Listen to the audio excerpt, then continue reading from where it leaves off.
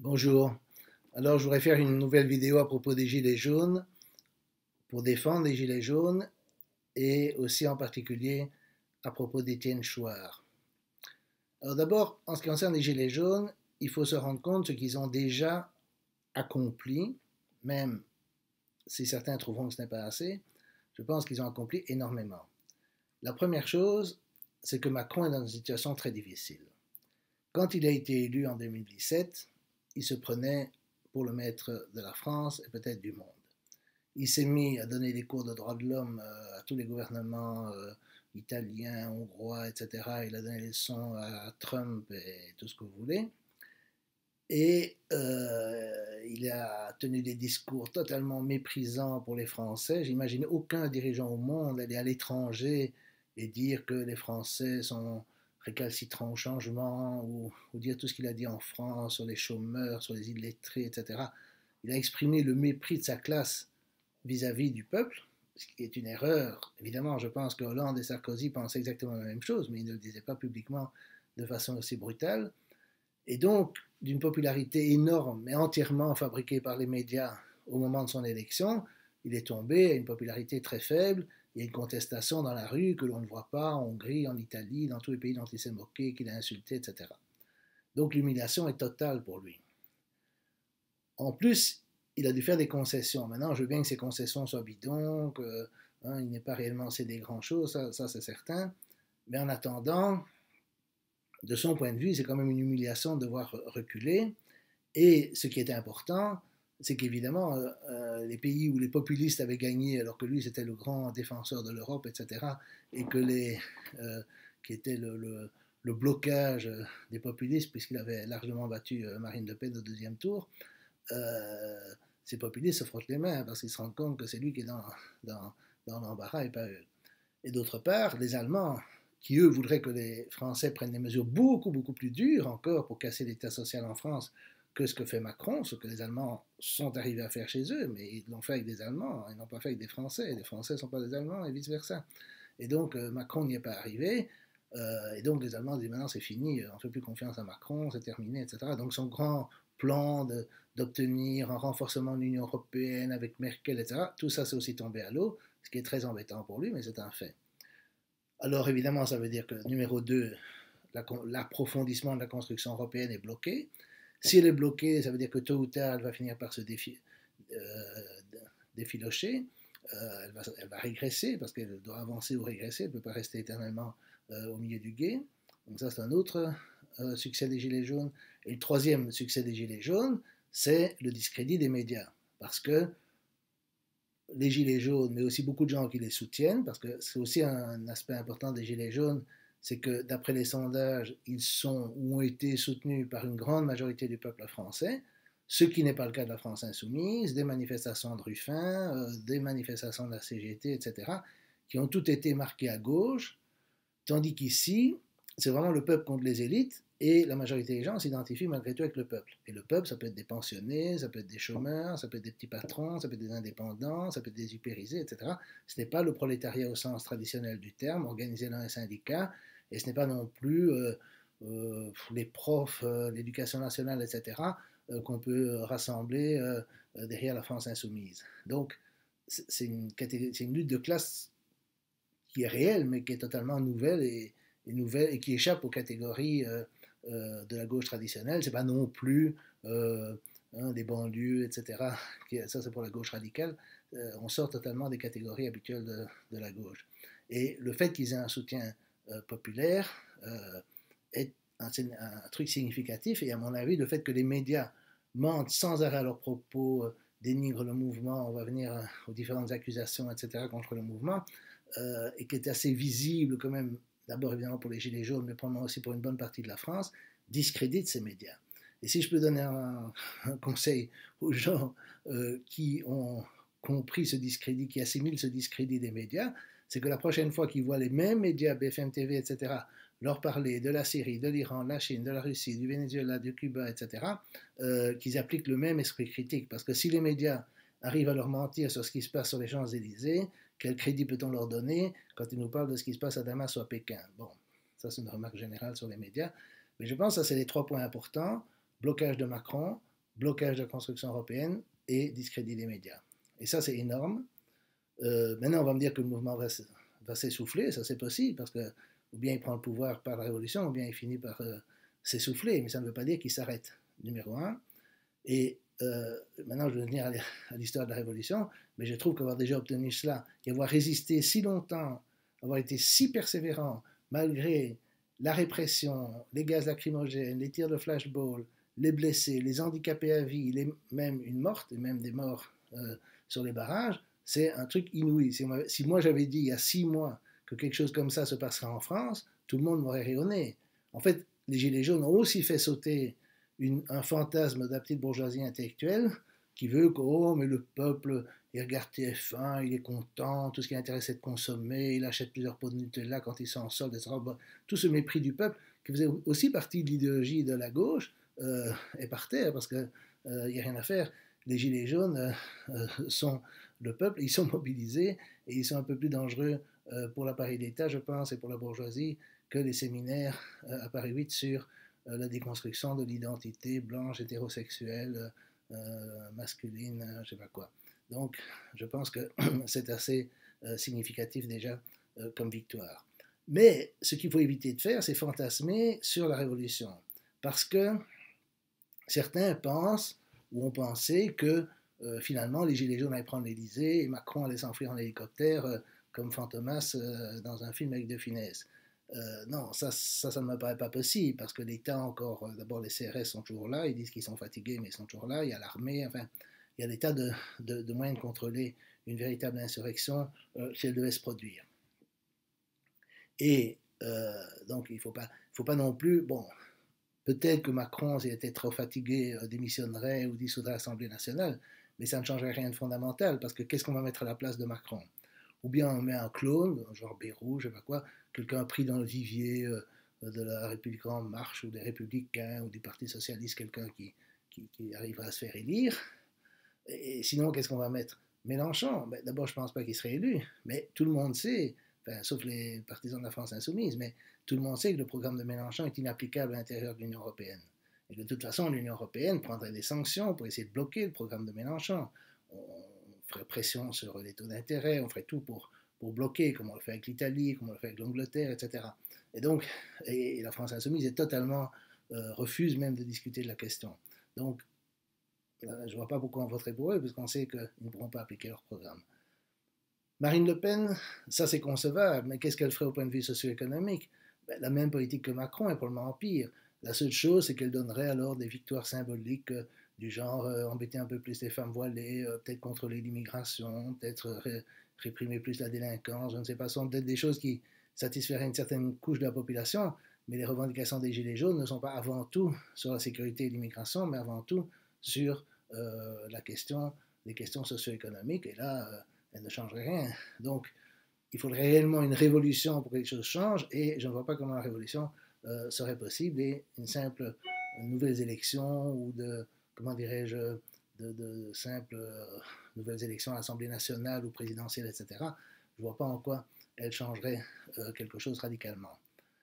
Et comme je dis, s'il y avait une révolution, ben, évidemment, immédiatement, la Banque Centrale Européenne cesserait de donner des euros à la France, qui créerait un problème de liquidité. L'armée américaine bloquerait évidemment l'approvisionnement en pétrole de la France. Il ne faut pas se faire d'illusions. Regardez ce qu'ils font avec le Venezuela, Cuba, l'Iran, la Syrie, tous les pays qui leur désobéissent d'une certaine façon. Et bien sûr, ils ne vont pas le faire si Mélenchon arrive au pouvoir. On s'occupera de Mélenchon par des moyens plus doux. Mais s'il y avait vraiment une révolution comme la Révolution française, à l'époque de 1789, la France avait toute l'Europe sur le dos, mais elle était malgré tout autosuffisante. Elle n'avait pas besoin de pétrole pour fonctionner, vous n'avez pas de pétrole.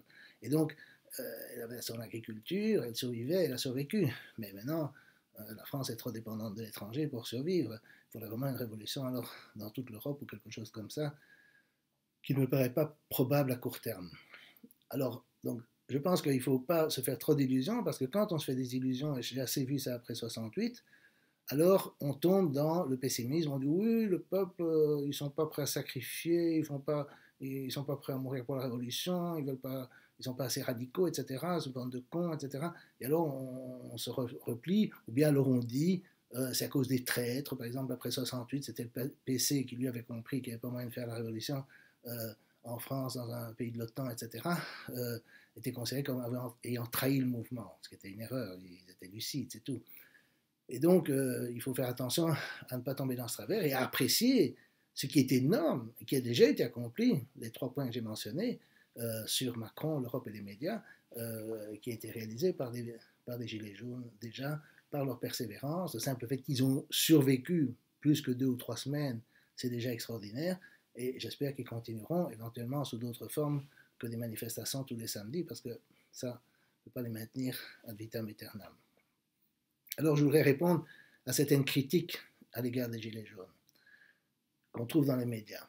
La première, c'est la question de la violence. Alors effectivement, on voit des Gilets jaunes, on voit des saccages, on voit des cambriolages, on voit aussi des Gilets jaunes de temps en temps se battre avec la police, etc. Mais d'abord, pour ce qui est des pillages, on voit aussi des Gilets jaunes protéger les magasins contre les pillages. Les pillages sont inévitables dans une situation où il n'y a pas de force, où il n'y a pas de service d'ordre du côté des Gilets jaunes, il n'y a pas de direction, il n'y a pas de ligne, il n'y a rien du tout. Donc n'importe qui peut aller dans ces manifestations et essayer de voler une paire d'Adidas ou quelque chose comme ça. Donc ça, c'est inévitable. Et à mon avis, la police fait beaucoup, beaucoup plus pour provoquer les Gilets jaunes que pour contrôler les casseurs. Ensuite, il y a la question de la violence des Gilets jaunes qu'on voit effectivement parfois être violents. Mais là où la police ne les provoque pas, avec des gaz lacrymogènes, des tirs de flashball, etc., des charges. Moi, j'ai été à une manifestation et j'ai quand même vu quel était l'effet des gaz lacrymogènes. Il y a de quoi s'énerver. Et donc, c'est une façon d'énerver les gens qui alors évidemment ripostent. Mais là où on les laisse manifester pacifiquement, comme c'est le cas dans un certain nombre de villes de province, ben, je ne vois aucune violence de la part des Gilets jaunes. Et même comme ça, quand on regarde les manifestations avant les tirs de la police, les attaques au flashball, etc., l'immense majorité, 95%, 99% des Gilets jaunes sont parfaitement pacifiques. Et donc, toute cette histoire de violence, c'est de nouveau une description hautement sélective de la part des médias. Alors il y a l'autre charge qui est le racisme, le sexisme et au-dessus de tout l'antisémitisme. Alors ça c'est très intéressant parce que je pense que ça révèle une propriété importante de l'idéologie dominante à laquelle on doit réfléchir, à laquelle la gauche devrait réfléchir. Les charges pour antisémitisme, pour autant que je puisse voir, c'est qu'il y a 3 types dans un métro à 11h du soir qui étaient sous, qui ont dit des trucs qui ont choqué une femme qui était la fille d'un descendant, qui était la fille d'un déporté à Auschwitz et qui, bon, il y a une altercation, mais bon, c'est un journaliste qui raconte ça, où sont les preuves? Bon, peut-être c'est vrai, je ne dis pas que c'est faux, mais enfin, en principe, dans une enquête, on devrait avoir des preuves plus directes que ça. Mais enfin, il faut ne jamais avoir pris le métro à Paris après 11h du soir pour s'étonner qu'il y ait 3 types ivres qui disent n'importe quoi. C'est peut-être pire si c'est antisémite, mais enfin, ces 3 types ne représentent absolument pas le mouvement. Et évidemment, on fait un foin énorme autour de cette question pour discréditer l'ensemble du mouvement. L'autre charge, c'est qu'il y a 30 à 50 personnes, je ne sais pas, quelque chose comme ça, devant le Sacré-Cœur qui ont chanté le chant de la quenelle. Alors, c'est un chant popularisé par Dieudonné où essentiellement on chante l'idée que Macron, est-ce qu'il sent la quenelle qui s'enfonce dans son derrière. Bon.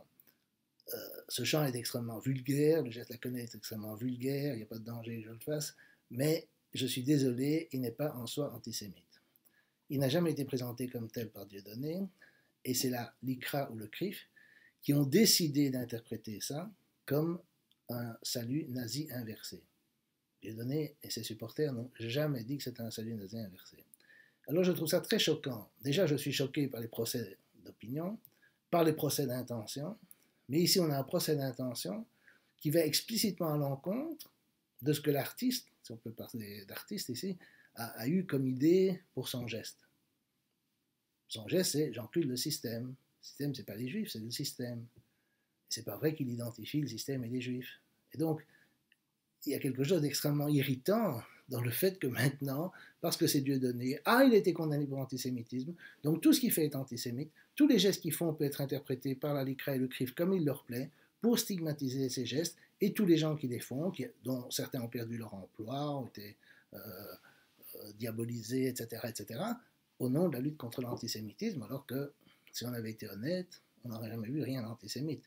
Je signale au passage que cette idée que Dieudonné ne fait que des trucs antisémites, si vous regardez ses derniers spectacles, je pense qu'il y en a qui sont probablement visibles en ligne, je ne sais pas, non seulement ils ne sont pas antisémites, mais il n'y a rien de politique. il fait des spectacles sur la mort, sur la guerre, des choses un peu philosophiques où le sérieux se mélange au comique, mais c'est même pas politique. Et donc, cette idée, voilà, bon, Dieudonné, ah, mais dans les médias, il a été condamné pour antisémitisme, donc tout ce qu'il fait. Bon. Alors, ça nous amène évidemment à la signification de la lutte contre l'antisémitisme, parce que beaucoup de gens de gauche ne comprennent pas cela. Si vous réfléchissez à l'idéologie dominante aujourd'hui, si vous regardez ce qu'il y a dans tous les médias, y compris ceux de droite comme de gauche, dans tout le gouvernement, toutes les instances, la justice, etc., vous trouverez tout le temps le discours de lutte contre l'extrême droite, l'homophobie, le sexisme et, au-dessus de tout, l'antisémitisme. Alors c'est quelque chose, et évidemment, la liberté sexuelle, la liberté individuelle, les droits de l'homme à l'étranger, pour justifier les guerres, c'est toujours le même discours qui ressort tout le temps. Et ce discours, évidemment, est issu de 68, mais il est radicalement différent de celui qu'il y avait avant.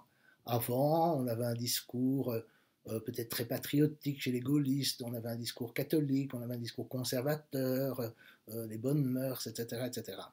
Tout ça, ça a changé du tout au tout, et peut-être un peu antisémite d'ailleurs, et assez raciste. Mais tout ça, ça a changé du tout au tout. Et les gens qui ne comprennent pas ce changement, et ça, beaucoup de gens de la gauche radicale ne comprennent pas, ne peuvent pas apprécier la signification de cette soi-disant lutte contre l'antisémitisme, où tout geste, tout bout de phrase, etc., est scrutinisé par les médias pour pouvoir dire « Ah, le type est antisémite, ah, il est d'extrême droite, ah !» Et pour discréditer les mouvements populaires comme les Gilets jaunes qui s'en foutent. S'en foutent. Ils s'en foutent, ils sont ni juifs, ni pro-juifs, ni anti-juifs, ils s'en foutent probablement d'Israël, ils s'en foutent de tout, ils ont d'autres problèmes, ils ont des problèmes de fin de mois. Et donc, cette histoire d'antisémitisme et de lutte contre l'extrême droite est assez comique parce que c'est l'idéologie dominante, c'est l'idéologie bien pensante, c'est l'idéologie des gens qui lisent Libé, Le Monde, qui sont dans les ministères, qui sont dans l'Assemblée nationale, etc., etc. C'est tout à fait l'opposé de l'idéologie qu'il pouvait y avoir à l'époque de Gaulle ou en Belgique avec le catholicisme. Mais si on ne comprend pas ce changement, on ne comprend pas évidemment, une certaine gauche continue à croire que peut-être le problème c'est l'Église catholique, c'est les réacs, etc. Mais ces gens les réacs, les gens de la Manif pour tous, ils sont marginaux dans la société française. Égalité, réconciliation, Front National, tout ça. Tout ça sont des gens qui sont constamment diabolisés et marginalisés dans la société française. Alors, mais évidemment, ça a un effet pervers qui est le suivant. C'est que vous êtes un jeune de, je ne sais pas, 16, 17, 18 ans, et que vous êtes un peu rebelle par rapport à votre milieu. Vous avez des parents qui lisent Le Monde et Libération. Vous avez des profs qui ont été complètement BHLisés dans leur jeunesse, qui considèrent que tout ce qui est français est franchouillard, raciste, c'est Algérie française, c'est nostalgique de Pétain, tout ce qui est souveraineté française, tout ce qui est amour du peuple, tout ce qui est mis en avant des qualités réelles ou supposées de la France, tout ça c'est nationaliste, c'est la guerre, la seule chose qui compte c'est l'Europe, c'est les ONG, droits de l'homme, etc. Vous vivez dans cette atmosphère, mais vous êtes rebelle, comme beaucoup de jeunes sont rebelles à toutes les époques contre leur milieu d'origine. Alors vous allez vous tourner vers ce qu'ils détestent le plus, c'est-à-dire l'extrême droite. Et alors vous allez vous tourner vers les spectacles de Dieudonné, qui ne sont pas réellement d'extrême droite, mais qui provoquent cette idéologie, ou égalité réconciliation, ou des choses comme ça. Et ce qui est très comique, c'est de voir beaucoup d'ex-68ards qui, dans leur jeunesse, ont été maoïstes ou trotskistes, qui maintenant sont plus ou moins rangés à travers Mitterrand, ils ont pris le pouvoir dans les médias, etc. Ils sont bien calmés.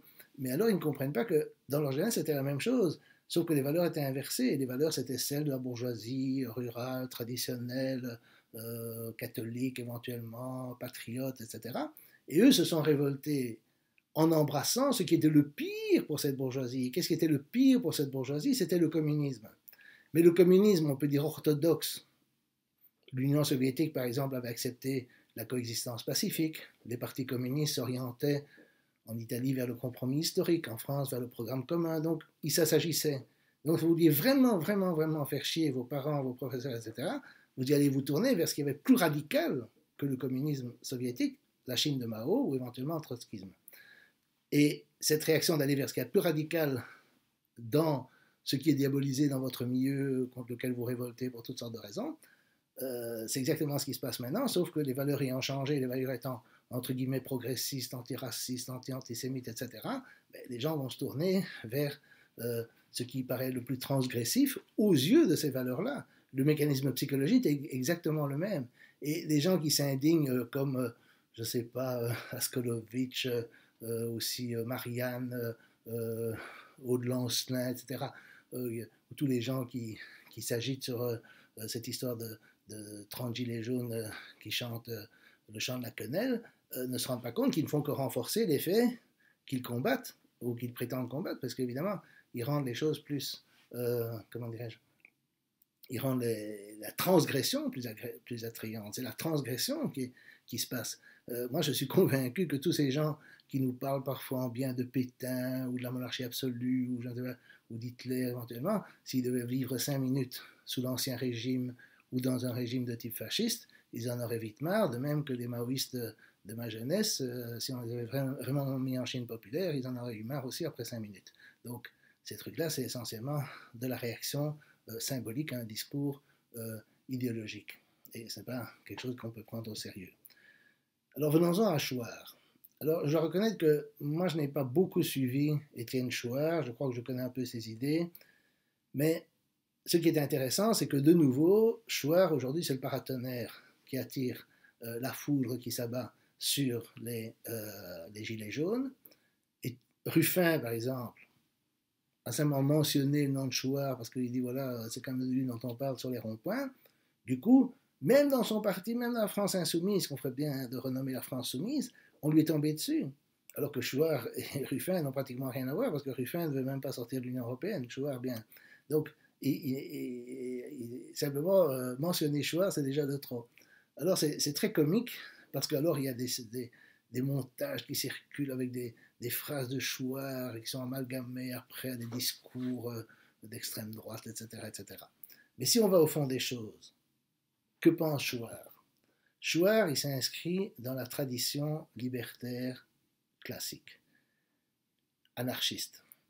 L'idée anarchiste, qu'on l'aime ou pas, je vais l'expliquer en 2 minutes, c'est que toute la société doit être radicalement démocratisée. Les entreprises doivent être contrôlées par les travailleurs. Et puis, à un niveau plus élevé, vous devez avoir des conseils d'industrie, des conseils régionaux qui prennent des décisions. Mais les gens, et éventuellement après des conseils nationaux, etc. Et on a une succession d'élections, mais dans ces élections, à chaque étape, les mandatés doivent être contrôlés à tout moment par les mandants pour éviter ce qui se passe aujourd'hui, c'est-à-dire la professionnalisation de la politique, le fait que les gens promettent une chose avant les élections, font le contraire après, etc., etc. Et avec l'Union européenne, là, on n'en parle même plus, il n'y a plus l'ombre d'une démocratie. Alors, ça, c'est l'idée anarchiste. C'est l'exact opposé du fascisme. Parce que le fascisme, évidemment, on parle aussi du peuple, mais on parle d'un peuple qui délègue toute son autorité à un chef, Hitler, Mussolini, etc., qui alors hypostasié, mis en avant par la propagande et jusqu'à un certain point adulé par le peuple. Mais c'est tout à fait l'opposé, parce que dans l'autre cas, on doit reprendre le contrôle tout le temps, tout le temps, tout le temps. Il n'y a jamais de délégation de pouvoir permanente. Alors, on ne peut pas trouver quelque chose de moins fasciste que Chouard si on va au fond des choses. Alors, on peut l'aimer ou pas, on peut être d'accord ou pas, ça c'est autre chose. Mais la diabolisation de Chouard est vraiment le sommet de l'absurdité que je dénonçais il y a 5 minutes à propos de la lutte contre l'antisémitisme, l'extrême droite, etc. Et c'est presque comique. Mais alors, non, ce que Chouard est et qui fait enrager, c'est qu'il ne participe pas à cette diabolisation, moi non plus. Et il parle avec tout le monde. Il a parlé avec des monarchistes, après on a parlé à Soral, à des gens d'égalité et réconciliation, etc. Il parle à tout le monde. Mais évidemment, il ne croit pas que l'égalité et réconciliation va prendre le pouvoir en France. S'il le prenait, ben, il y aurait la même chose que ce que j'ai dit avec les Gilets jaunes. L'armée américaine couperait l'arrivée de pétrole et ça serait terminé. Et donc, même Soral se rend compte de ça. Les monarchies, c'est la même chose. On n'imagine pas les monarchistes rétablir une monarchie absolue en France. Jusqu'à un certain point, c'est pittoresque, ça peut amuser les gens de les écouter, mais c'est absurde de croire que ces gens-là vont prendre le pouvoir. Et donc, dans une vidéo, Chouard dit ça. C'est pas eux qui sont dangereux. Ce qui est dangereux, c'est l'OTAN, c'est l'Union européenne, c'est le libéralisme, etc. C'est pas quelques dissidents marginalisés, diabolisés, etc. Et le simple fait qu'il dise ça, alors est utilisé dans l'éternel discours de la gauche et de la pseudo-gauche, qui est de dire ça, c'est du confusionnisme, ils n'ont pas... Parce qu'il ne faut pas de confusion, c'est-à-dire il faut une ligne, en fait, on est dans le plus pur stalinisme, tout en dénonçant le stalinisme, c'est-à-dire il faut une ligne du parti, on ne parle pas à un tel, on est d'accord tous sur toute une série de choses, l'avortement, le mariage pour tous, l'ouverture à l'autre, l'Europe, l'immigration, en fait, toutes sortes de thèmes où on doit être sur la ligne du parti, Alors que les gilets jaunes, à mon avis, ce qui est frappant chez eux, c'est en colère contre le système, mais je sais pas, ils sont probablement pas contre l'avortement, mais ils n'en parlent pas, c'est pas leur truc, c'est pas, ils n'ont pas besoin de revenir ou avec la théorie du genre ou je sais pas quoi. Il n'y a pas de ligne du parti chez eux. C'est ça ce qui est d'ailleurs extraordinaire, c'est la ligne de la colère. Mais dans cette gauche, on est tombé dans le travers le plus absurde et dans un certain sens du terme le plus stalinien qu'on puisse imaginer, qui est on ne discute pas avec les fascistes, on les combat. Alors comment on les combat, ça je ne sais pas, est-ce qu'on va ouvrir le goulag? Je n'ai jamais compris comment ils allaient les combattre, mais on ne parle pas avec eux. Mais comme personne ne se dit fasciste, certainement pas moi, certainement pas Chouard, certainement pas Michel Colomb, même pas Soral, ne se disent fascistes au sens historique du terme, on désigne des gens comme étant fascistes. Et quand on s'est convaincu soi-même que X ou Y était fasciste, on ne parle pas avec eux. Moi, par exemple, Chouard discute avec tout le monde. Moi aussi, je discute. J'ai discuté avec Égalité et Réconciliation, avec, comment ça s'appelle, la Radio Courtoisie. Ben, moi, je veux bien discuter avec les trotskistes, les anarchistes. Je l'ai fait dans le temps, mais s'ils ne veulent pas, ils ne veulent pas. C'est eux qui ne veulent pas. Et donc, la gauche est complètement fermée sur elle-même et sur une ligne du parti, sur toutes sortes de choses où on ne peut pas discuter, parce que ce sont des fascistes, on ne peut pas discuter, ou je ne sais pas, du mariage pour tous, de l'avortement, peu importe, l'immigration. Et donc, on est dans une situation où la gauche est totalement coupée, en fait, de ce qui fait le sel de la pensée, qui est la discussion avec les gens avec qui vous n'êtes pas d'accord, avec cette absurdité de nommer des gens qui sont fascistes, et puis de décider qu'on ne discute pas avec eux. Alors que personne ne se dit fasciste, et que, en tout cas, Chouard, ou moi, ou Colomb, sont tout à fait prêts à discuter avec eux. Mais c'est eux qui refusent. Alors c'est exactement ce qui se passe avec l'antisémitisme, avec la quenelle, etc. On désigne des choses comme antisémites ou salut nazi inversé par des gens qui ne le font pas, qui ne le voient pas comme ça.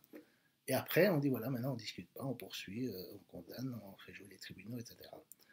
Que la gauche en soit arrivée à ce niveau-là, enfin une partie de la gauche, en fait, les Gilets jaunes ont réintroduit une division, si on veut. Et Chouard a introduit aussi une division entre les gens qui effectivement pensent que c'est des idées qui ont d'importance et qu'on discute des idées, et puis les gens qui pensent que non, non, c'est l'amalgame, c'est les gens qu'on fréquente, des patati patata, et qui jouent sur ce jeu-là pour après se dispenser de discuter avec les gens qui ne sont pas d'accord. Et je pense qu'ils ont et on a réintroduit cette division, et je pense que cette division est très très importante. Alors, je souhaite bon courage aux Gilets jaunes, j'espère qu'ils vont continuer. Je ne sais pas comment, on ne sait pas prophète, j'espère aussi que Shoah va continuer, et j'espère que au moins cet épisode va permettre de faire sauter les barrières à la pensée, qui sont aussi une des conditions, enfin des causes du suicide et de l'anéantissement de la gauche radicale en France.